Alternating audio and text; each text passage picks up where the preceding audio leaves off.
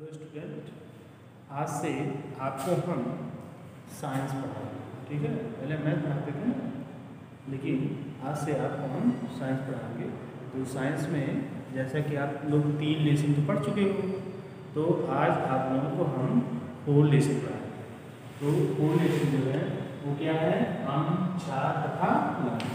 ठीक, तो पहले हम आज डिस्कस जो करेंगे वो अंक क्या है, एसिड क्या होता है, व्हाट इज एसिड। ठीक, तो जैसा कि आप जानते हो कि जो स्वाद में खट्टे होते हैं, जो स्वाद में खट्टे होते हैं अम्ल कहलाते हैं। सीधा सा डिफिनेशन है, जो स्वाद में खट्टे हो वो अम्ल कहलाते हैं। अब जैसे मान लो नींबू आप खाते हो तो स्वाद में कैसा लगता है, बताइए, खट्टा ही तो लगता है, तो इसका मतलब उसमें अम्ल पाया जाता है, इसलिए वो खट्टा। ठीक, तो इस तरीके से जो स्वाद में खट्टे होते हैं और जो नीले लिटमस को लाल कर देते हैं, ठीक है, वो अम्ल कहलाते हैं। ठीक है, तो जो स्वाद में खट्टे हो अम्ल कहलाते हैं। सीधा सीधा उसका डिफिनेशन, एक ही लाइन का डिफिनेशन है।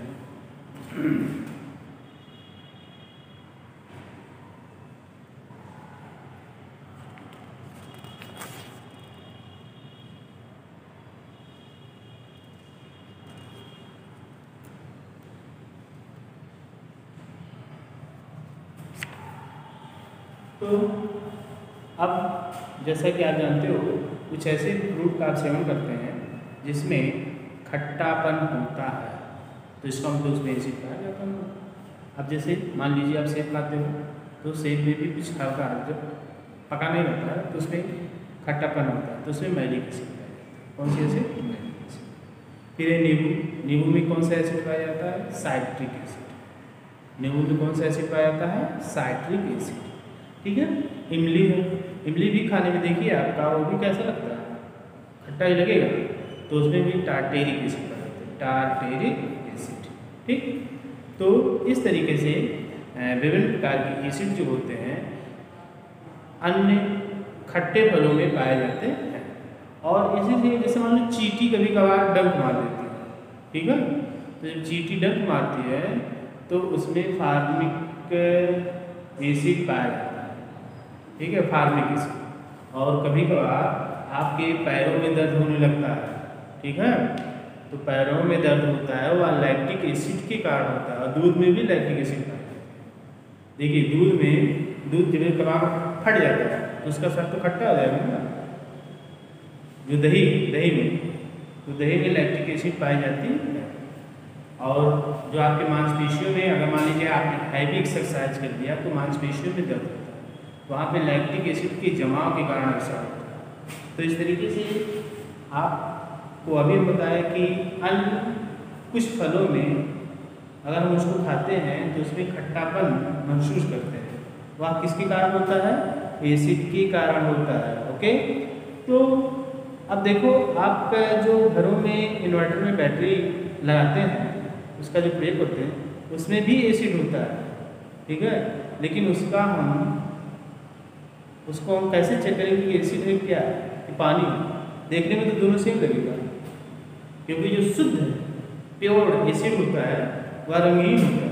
जैसे पानी रंगीन होता है वैसे एसिड भी रंगीन होता है।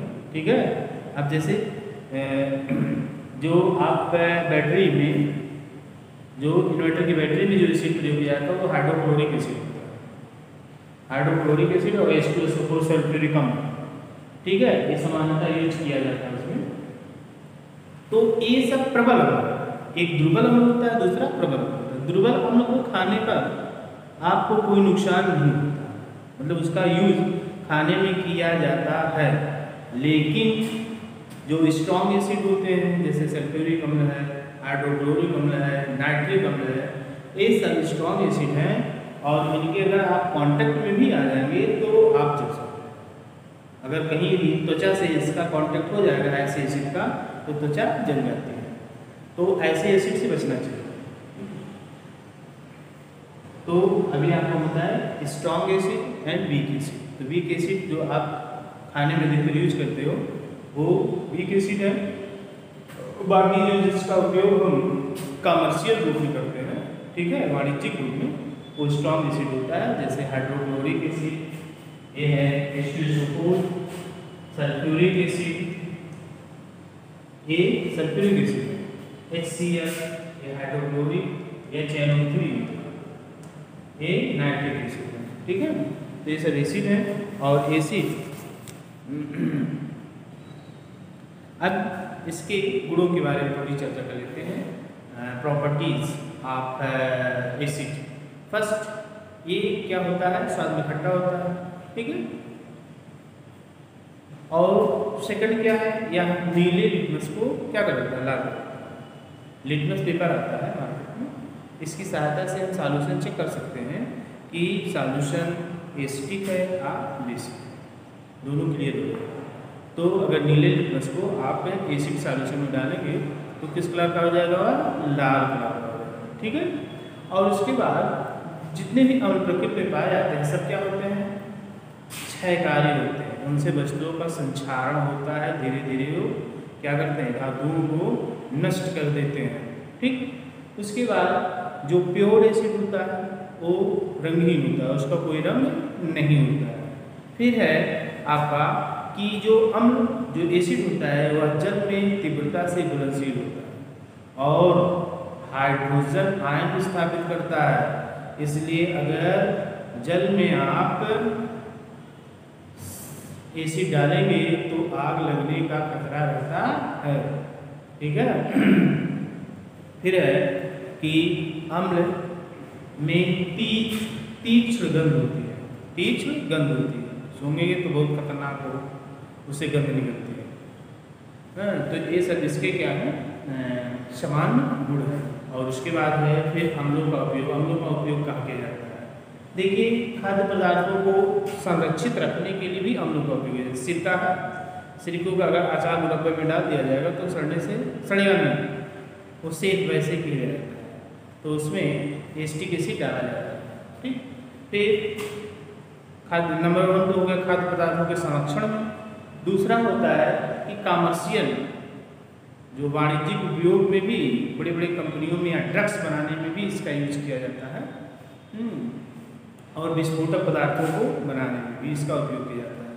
फिर है कि जो हाइड्रोक्लोरिक एसिड होता है उसका उपयोग बड़े बड़े इसका उपयोग लवणों के शुद्धिकरण के लिए भी किया जाता है, ठीक है। और फिर जो कार्बोनिक एसिड है इसका उपयोग मृदु पेय, जो आप पेप्सी है, कोको कोला है, इन सब में बनाने में किया जाता है। किसका उपयोग, कार्बोनिक एसिड का उपयोग किया जाता है, ठीक है। और टार्टरिक अम्ल जो होता है उसका उपयोग बेकिंग सोडा के निर्माण में किया जाता है, ठीक। तो ये सब कुछ एसिड्स है। और फिर तो आज की वीडियो में हम आपको किसके बारे में जानकारी दी, अम्ल के बारे में, ठीक। तो फिर अगले वीडियो में हम आपको क्षार के बारे में बताएं। Thank you and have a nice day.